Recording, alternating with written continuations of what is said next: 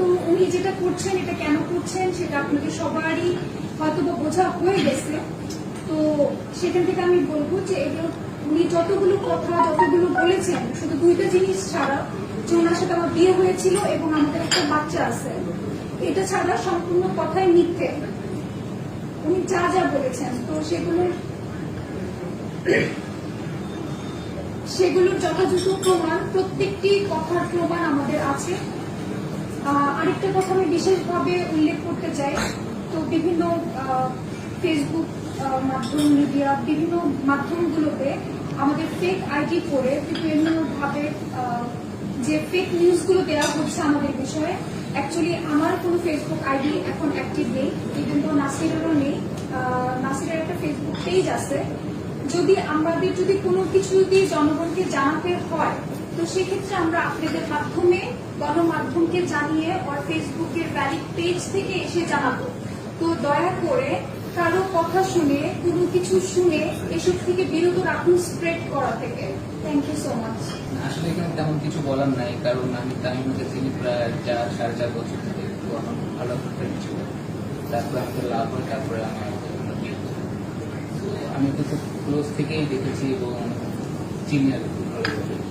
তো আমার মনে হয় না যে আমি বা ও আমার ম্যাচিউড আমরা, তো আমরা এমন কোনো তো আমরা যাই করেছি, বিয়ে করেছি এবং সেটা আইনগতভাবে ইসলামিক শরিয়াতভাবে আমরা সবাইকে জানিয়ে বিয়ে করেছি। যদি আমাদের মনে এরকম কোনো কিছু থাকতো তাহলে হয়তো আমরা এইভাবে করে ওপেনলি বিয়ে করতাম না, আমরা চুপ করে বিয়ে করতাম। তো আমরা সবাইকে জানিয়ে এবং ফুল মানে মজার সাথে আমরা বিয়েটা করেছি। তো আমি সবকিছুই জানি যে বিয়ে হয়েছিল, বাচ্চা ছিল, তারপর হচ্ছে ডিভোর্স হয়েছে। তো আমরা এই পেপার দেখেই আমরা বিয়ে করেছি। আমি এখন মিডিয়ার সামনে হয়তো 2-3 দিন পরে আসছি, কারণ আমি চাইলেই আর কি ফেসবুকে এসে আমি তালাক পেপার নিয়ে আমি দেখাতে পারি না যে ডিভোর্স হয়েছে। তো আমি আইনগতভাবে এসেছি আর কি। তো এটাই একটা কথা। আর আমরা যা করেছি সব লিগাল ওয়েতে করেছি, আমরা ইনলিগাল কোনো কাজ করিনি। তো আপনাদের কাছে একটাই রিকোয়েস্ট, যারা অনলাইনে তারপর হচ্ছে সোশ্যাল মিডিয়ায় যারা তামিমাকে নিয়ে কথাবার্তা বলতেছে তাদের কাছে শুধু আমি একটাই কথা বলবো যে এসব থেকে বিরত থাকেন। কারণ আপনার একটা নিউজ, আপনার একটা ভিডিও একটা মানুষকে অনেক দূরে ফেলে দেয়। তো আজকে সেটা তামিমার সাথে হয়েছে, কে জানি এটা কালকে আপনার সাথে হতে পারে। তো প্লিজ আপনারা এটাই করেন। অবশ্যই মিডিয়া বাংলাদেশের এমন একটা স্থানে আছে, মিডিয়ার ভূমিকা অনেক বেশি। তো আমরা মিডিয়ার মাধ্যমে সবকিছু জানতে পারি। তো আমি তাদেরকে আশা করবো যে মিডিয়া যেসব জিনিস সঠিক তথ্য জেনে সেটা হচ্ছে মানুষের কাছে পৌঁছায়, সঠিক তথ্য না জেনে এই আজে বাজে নিউজ করা থেকে তারা যাতে বিরত থাকে। আর আজকে এটা তামিমার সাথে হয়েছে, এটা কালকে যে কারোর সাথে হতে পারে। এতদিন সে শুধু তামিমা ছিল, এখন ও হচ্ছে তামিমা হোসেন। তো আমি চাবো না আমার বউর দিক কেউ আঙুল তুলে কথা বলুক এবং আমার বউকে নানান ধরনের কথাবার্তা বলুক। তো যারাই যেখান থেকেই বলতেছে না কেন কথাবার্তা, আমি আইনগতভাবে তাদের ব্যবস্থা নেব।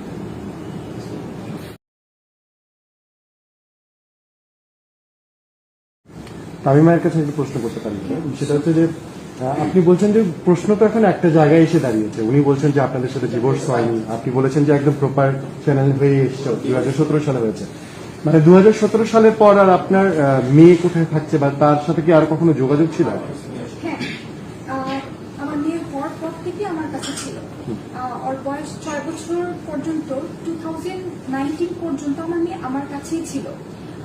ইভেন তো আমি এমন পরিমাণে ক্যাপেবল আমার বাচ্চাকে কন্টিনিউ তাকে ফিট করানো, তার education, each and everything bear করার মতো এমন পরিমাণ আমি সেই ক্যাপাবিলিটিটা রাখি।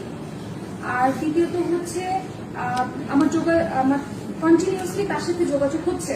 ইভেন তো মোবাইলে ভিডিও চ্যাটে আমি খবর নেওয়া, ওর কোন স্কুলে পড়তেছে, টিচারের ইচ অ্যান্ড এভরিথিং।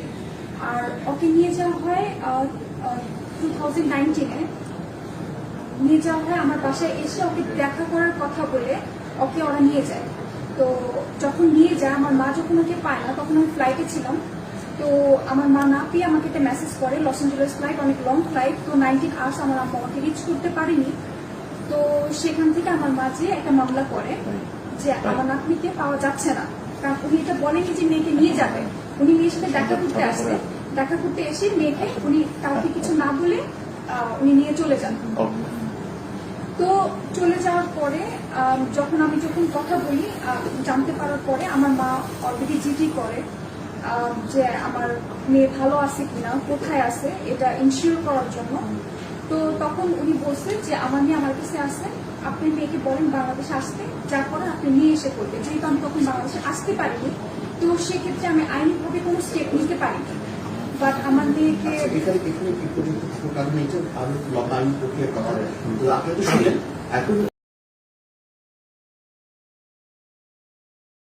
একটা জিনিস আসলে আমার না আসলে সবারই জানার সেটা হচ্ছে যে জিনিসটা 2017 সালে সলভ হয়ে গেল, একটা মানুষ তার মানে রাশিদ তো একটা ভয়ঙ্কর মিথ্যা কথা সবার কাছে প্রচার করছে, যে বলতেছে ওয়ান ফাইন মর্নিং আমি দেখি আমার ওয়াইফ নেই। তো এটা এত বড় মিথ্যা কিভাবে সম্ভব? এটা একটা ক্লিয়ার জিনিস।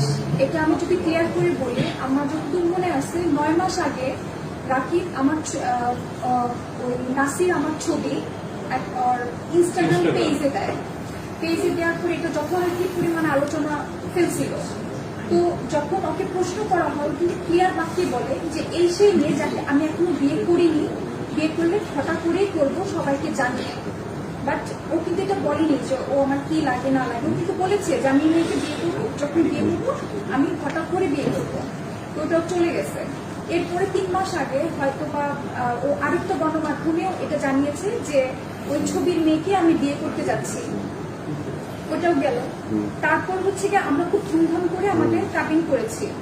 কাবিনের পর আমরা গায়ে হলুদও করেছি। রিসেপশনের আগে সে হঠাৎ করে কিভাবে জানতে পারে? এটা তো হঠাৎ করে হয়নি।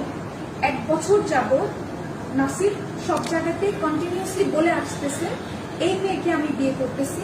ইভেন তো আমরা খুব ওপেনলি এটা নাসির সবাইকে বলছে। আমি যেহেতু একটা জায়গায় জব করি, সেক্ষেত্রে আমি মিডিয়ার সামনে আসতে চাচ্ছিলাম না। তো সেই ক্ষেত্রে ও হয়তো বা আমাকে ওইভাবে উপস্থাপনা করতে চায়নি যে বিয়ে করলে এমনি সবাই দেখবে। তো হঠাৎ করে উনি কিভাবে জানতে পারেন? তো অবশ্যই উনি যেটা করতেছে এটা পাবলিক এই প্ল্যাটফর্মটাকে পাওয়ার জন্য। আর উনি জানেন যে রিসেপশনে আমরা অবশ্যই আমাদের 2 জনের ফ্যামিলির অনেক ইম্পর্টেন্ট গেস্ট আসে। আর রিসেপশনে আমরা মানে ভিআইপি কিছু পার্সন থাকে যাদেরকে আমরা সব অনুষ্ঠানে রাখতে পারি না, যাদেরকে রিসেপশনে রাখি। তো ওইটা আলোচনা ফেলা, আর ওর মাঝখানে ঝামেলা করলে আমরা ওদের রিসেপশনে অলরেডি বিজি আছি। তো ওই জায়গাতে আমাদের 2টো উপায় থাকবে। এক, আমরা রিসেপশন ক্যান্সেল করে দিব, ওটা একটা নিউজ হয়ে যাবে যে আমরা রিসেপশন ক্যান্সেল করে দিচ্ছি। আর দ্বিতীয়ত হচ্ছে কি, যদি ক্যান্সেল যদি নাও হয়ে থাকে, তো ওইটা আমরা একটা মানে একটা মানে বাজে ভাবে আমরা একটা মানে হেনস্থ হব।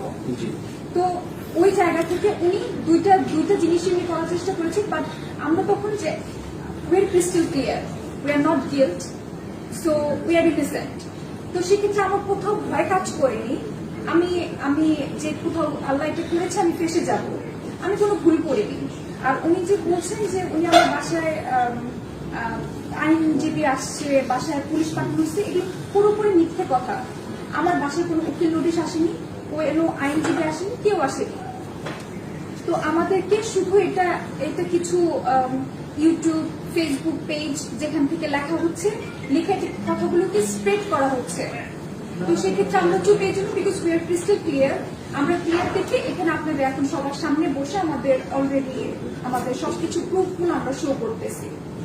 আপনার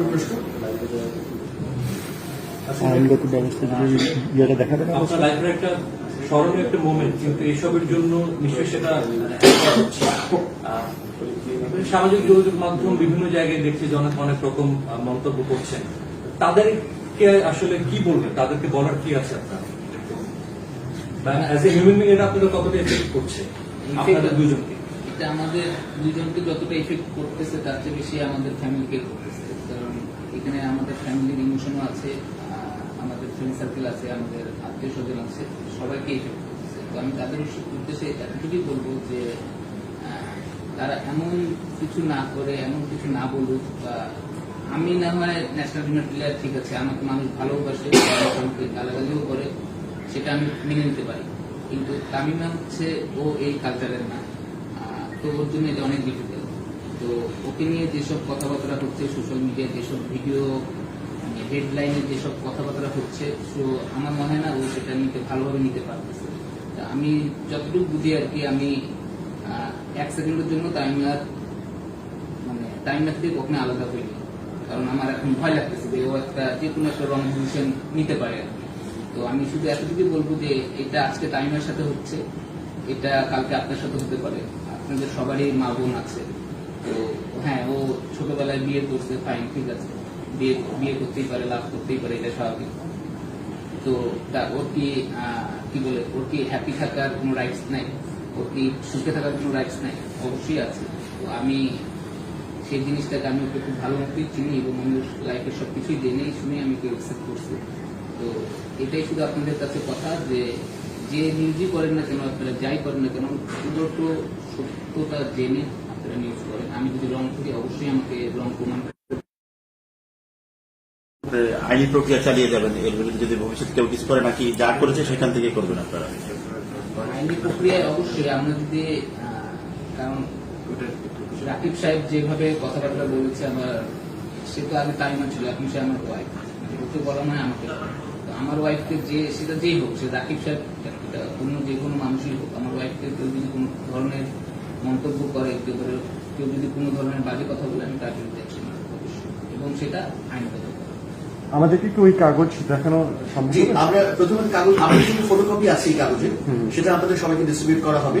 আপনারা কাজ চাইলে এটা ছবিও তুলতে পারেন, আমাদের কাছে অরিজিনালটা আছে।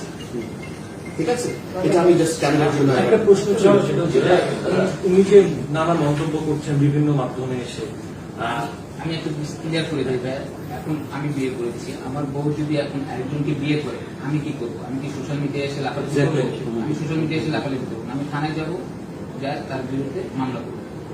এটা হচ্ছে আমার থিওরি। আমি জানি না সে কি থিওরি অ্যাপ্লাই করতেছে, কিসের জন্য করতেছে, এটা পাবলিসিটির জন্য না কিসের জন্য। সে যদি লিগাল হয়ে থাকে কেস করুক, আমরা কেস হ্যান্ডেল করার জন্য প্রস্তুত আছি। আমার কথা বলতে না, আমরা তো একদম ক্লিয়ার, এখানে তো লুকানো কোনো কিছু নেই, সিম্পল কথা। তো এত তো নাটক করার কিছু নেই এখানে। এখানে ফেসবুকে এসে নানান ধরনের বাচ্চাকে নিয়ে ইমোশনাল একটা বাচ্চা মানুষ সিম্পেথি পাওয়ার চেষ্টা করতেছে, তো এত কিছু তো বলার কিছু নেই। আমি যদি ওর কত বিয়ে করি, ফাইন, কেস করে দিই, সে সমস্যা শেষ। আপনাদের সাথে তার এর মধ্যে কথা হয়েছিল এই ইনসিডেন্ট পার্সোনালি? না, আমার সাথে কথা হয়েছিল 30-35 সেকেন্ডের মতো। আচ্ছা, এখানে আরেকটা কথা বলা দরকার। উনি একটা বক্তব্য দিয়েছেন যে নাসির হোসেন ওনাকে টেলিফোনে হুমকি দিয়েছেন, সেটা আমার সম্পূর্ণ মিথ্যা।